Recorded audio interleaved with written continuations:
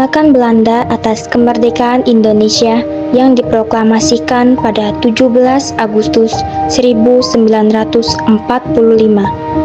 Agresi militer II mendapat kecaman internasional yang membuat Perserikatan Bangsa-Bangsa turun tangan dengan membentuk United Nations Commission, sehingga konferensi meja bundar terselenggara di Den Haag untuk menyelesaikan sengketa kedaulatan Indonesia pada 23 Agustus hingga 2 November 1949.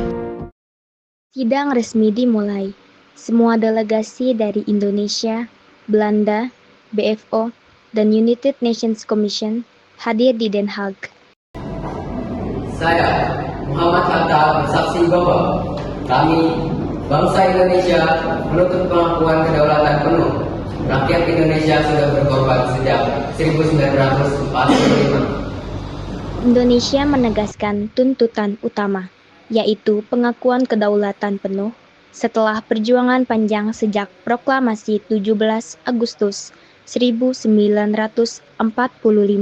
Lalu Van der Valk berkata, Belanda bersedia menyerahkan kedaulatannya, tapi syaratnya Indonesia harus membentuk Republik Indonesia. Kami bisa menerima RIS asal itu tidak menghalangi persatuan bangsa di kemudian hari. Delegasi Indonesia menerima RIS hanya sebagai kompromi sementara, dengan tujuan akhir tetap menuju persatuan menjadi NKRI. Selain itu, Indonesia wajib masuk Uni Indonesia Belanda. Kerjasama boleh, tapi atas dasar persamaan, bukan penjajahan dalam bentuk baru. Dan jangan lupa, utang Hindia Belanda sebesar miliar gulden harus dibayar. Belanda menuntut Indonesia membayar utang Hindia Belanda yang jumlahnya sangat besar. Dengan berat hati, Indonesia menerima sebagian pembayaran utang agar kedaulatan bisa segera diakui. Itu berat bagi rakyat kami, tapi demi kedaulatan, Indonesia bersedia menanggung sebagian utang tersebut. Atas nama BFO, kami mendukung keputusan ini. Kami ingin bergabung dengan Republik Indonesia Serikat.